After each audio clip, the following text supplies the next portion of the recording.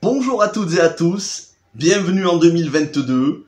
On se retrouve donc pour cette semaine spéciale, ce Festival Tolkien, avec plusieurs vidéos et des lives tous les soirs, de demain jusqu'à dimanche.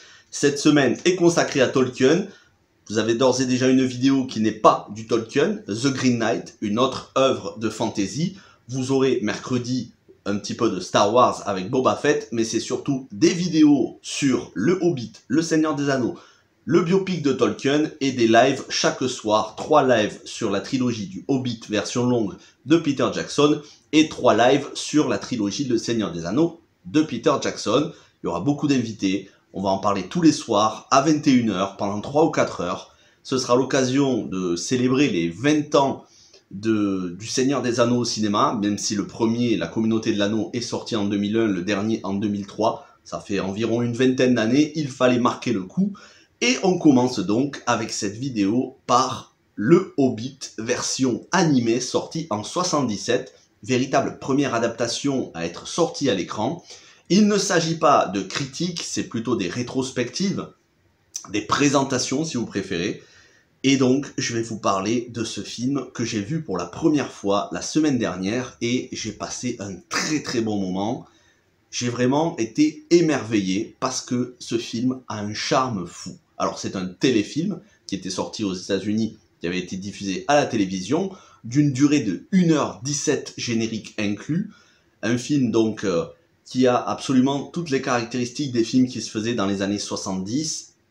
On avait une animation qui est digne de certaines Disney, Blanche-Neige, La Belle au Bois dormant. C'est très beau, ça a un charme fou dès les premières minutes. C'est très fidèle à l'univers Tolkien, bien que survolant pas mal de choses, puisqu'en 1h17, on ne peut pas non plus adapter un livre fidèlement. Moi, le Hobbit, c'est un des livres que j'ai lu il y a maintenant très longtemps, à 16 ans en arrière, quand j'étais à l'université, que je faisais des études d'anglais. J'avais lu le livre en anglais, intégral. Je ne me rappelle plus vraiment des détails, je me rappelle surtout des premiers chapitres, notamment avec la rencontre entre les nains et Bilbo. Et j'ai retrouvé tout de suite l'ambiance qu'on a dans les livres, mais aussi dans la trilogie de Peter Jackson. Notamment Misty Mountains, la chanson qui est assez ressemblante, ou plutôt celle de Peter Jackson qui est assez ressemblante. On y trouve bien évidemment les mêmes paroles parce que les deux réalisateurs, Arthur Rankin et Jules Bass, qui avaient déjà travaillé ensemble sur une adaptation du Magicien d'Oz et surtout qui dans les années 80 retravailleront ensemble sur Cosmo Cats, la série animée, les deux réalisateurs sont restés extrêmement fidèles aux écrits de Tolkien. Littéralement, voilà, c'est vraiment textuellement que l'on retrouve des passages entiers du Hobbit. Alors le Hobbit, c'est un livre qui est plutôt pour les jeunes, c'est pas aussi dense que le Seigneur des Anneaux, c'est un livre qui se lit en une journée, 2 journées maximum, si vraiment on est passionné, ça se lit en 2 jours, et il n'y a pas autant de détails qu'il y a dans la trilogie de Peter Jackson, ça il faut le savoir, si vous attendez en lisant le livre Le Hobbit à retrouver tout ce qu'il y a dans les films de Peter Jackson, ça n'est pas le cas. Peter Jackson y a inclus beaucoup de choses qu'on trouve dans les contes et légendes inachevées et d'autres livres de Tolkien.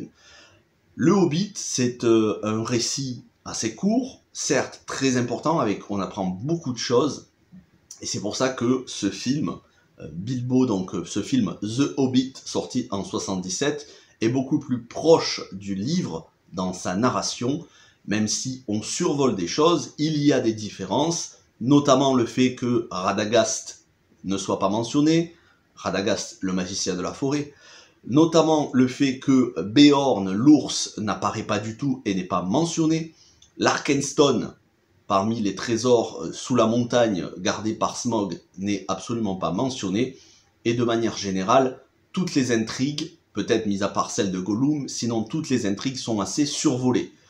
On entre dans l'action dès le début, dès les premières minutes, vous avez Misty Mountains, la chanson par les nains chez Bilbo, vous avez l'invitation, ou plutôt le forçage de main de Gandalf pour que Bilbo se joigne à l'aventure. Vous allez avoir notamment les trolls qui sont transformés en pierre, vous allez avoir les 13 14 nains, je crois que c'est les 13 nains avec Bilbo, ça fait 14, c'est ça.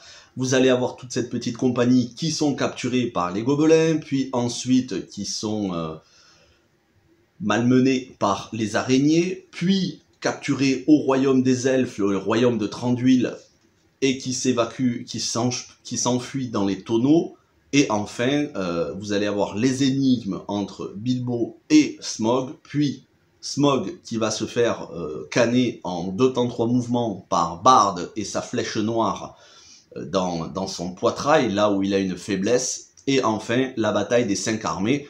Mais encore une fois, tout ça en 1h17, vous vous doutez bien qu'on ne peut pas trop rentrer dans le détail. Les grandes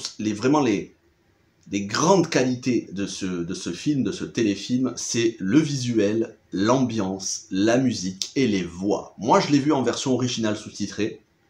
Je ne suis même pas sûr qu'il existe en français intégral. Il faut savoir qu'en version originale sous-titrée, 2 acteurs extrêmement connus des gloires d'Hollywood des années 50, 60, 70, à savoir John Huston et Otto Preminger, ont donné leur voix.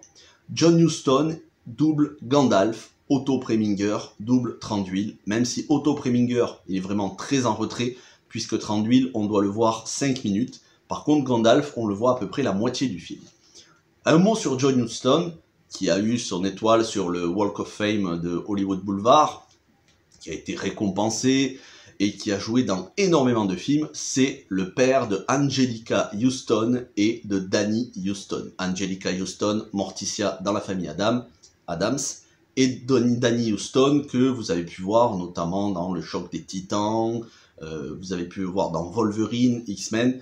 Il faisait le rôle joué par Brian Cox, donc je ne sais plus exactement le titre, mais bon, Danny Huston, vous voyez tous qui c'est, Anjelica Huston aussi, et bien ce sont les enfants de John Huston, célèbre acteur. Au niveau donc des voix, c'est vraiment un régal, la diction, c'est vous pouvez comprendre, même si vous n'avez pas des facilités en anglais, étant donné que le film est en version originale sous-titrée, vous aurez largement le temps de lire, et puis encore une fois, les voix sont très bien, on sent tout le charme de la langue anglaise, c'est vraiment un régal. L'animation, notamment au niveau des décors, est sublime, vraiment c'est sublime, c'est ça qui m'a marqué le plus, même si le faciès et le design des personnages, j'ai eu un peu plus de mal, ils sont assez caricaturaux, il y a beaucoup de traits sur des visages des nains, ils se ressemblent tous. Pareil pour Bilbo, il a une tête d'enfant, c'est assez brouillon au niveau des visages des personnages, mais les décors en eux-mêmes, c'est sublime. La musique, comme je vous disais, le film repose énormément sur Misty Mountain, qui est utilisé, que ce soit en vocal ou en instrumental. Après, il y a d'autres musiques, au violon, avec plein d'instruments différents. On est bien évidemment loin de la partition de Howard Shore, mais il ne faut pas trop comparer non plus. On est quand même en 1977, donc près de 30 ans, 40 ans avant. Ça reste un travail vraiment très propre. Et il y a de l'émotion, puisque la fin, c'est la mort de Thorin, Thorin qui meurt après la bataille des 5 armées, et ses adieux en bons termes à Bilbo. J'avoue que j'ai eu un petit pincement au cœur, parce que c'est vraiment très bien fait, bien mis en scène, on sent l'émotion entre les personnages, donc tout y est pour un spectacle vraiment pour toute la famille. C'est un film que je vous recommande, que vous soyez adulte ou enfant.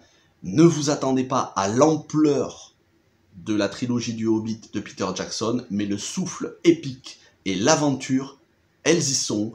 Moi, ça m'a fait penser, alors non seulement au livre, mais ça m'a fait penser à ce qu'on pouvait avoir dans les bandes dessinées Le Donjon de Naheulbeuk. C'est vraiment tout ce souffle d'aventure, cette initiation à l'aventure, mais aussi dans les Final Fantasy, notamment le premier Final Fantasy avec les nains.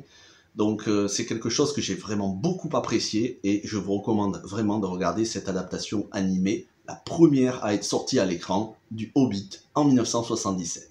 On se retrouve pour l'adaptation animée du Seigneur des Anneaux. N'hésitez pas à rester toute la semaine sur la chaîne et à nous rejoindre en live. Merci à tous, à très vite.